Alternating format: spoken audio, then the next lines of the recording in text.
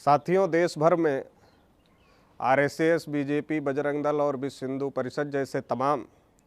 ब्राह्मणवादी संगठनों के माध्यम से पिछड़े वर्ग के लोगों को और मुसलमानों को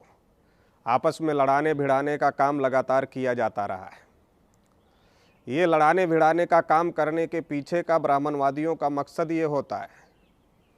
कि पिछड़े वर्ग के लोगों के जो असल इशू हैं, असल मुद्दे हैं, उनको दबाया जा सके। चूँकि ये जो मुसलमान हैं, ये कोई अरब ईरान से आए हुए लोग नहीं हैं, ये भी भारत के ही मूल निवासी हैं और पिछड़े वर्ग से, शेड्यूल कास्ट से, शेड्यूल ट्राइब से कन्वर्टेड लोग हैं, धर्म परिवर्तित लोग हैं। ये बात ब्राह्मणवादी लोग जानते हैं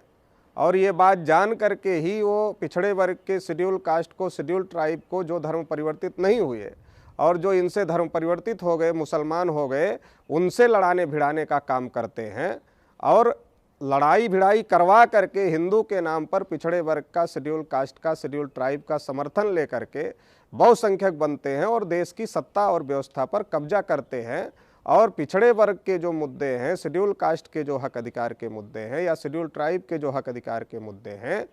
उनको दबाने का काम करते हैं और उनको अधिकार वंचित रखने का काम करते हैं और मुसलमानों को भी अधिकार वंचित रखने का काम करते हैं। ये एक बहुत बड़ी साजिश, जो इशूज हैं उनको दबा करके नॉन इशूज को इशू बनाने का साजिश देश में एक लंबे समय से चल रहा है।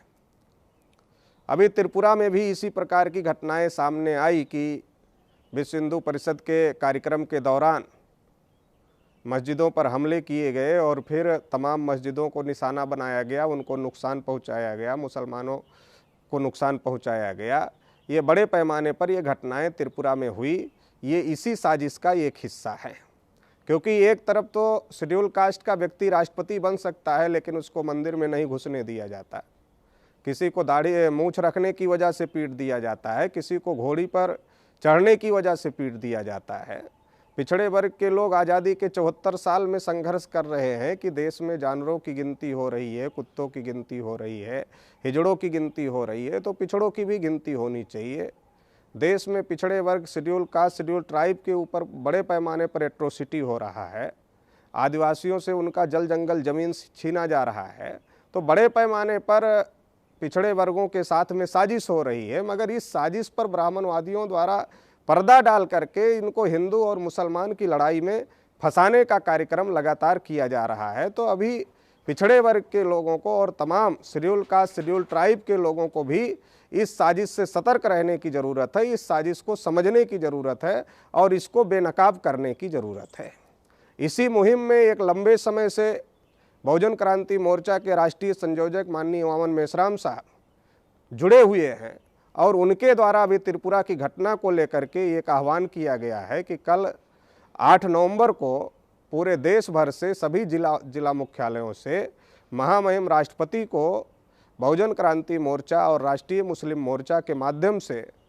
ज्ञापन प्रेषित किया जाएगा और इन षड्यंत्रों को बेनकाब किया जाएगा और इस पर रोक लगाई जाए, इसकी मांग की जाएगी। तो ये जो इतना बड़ा आंदोलन बहुजन क्रांति मोर्चा और राष्ट्रीय मुस्लिम मोर्चा के द्वारा किया जा रहा है,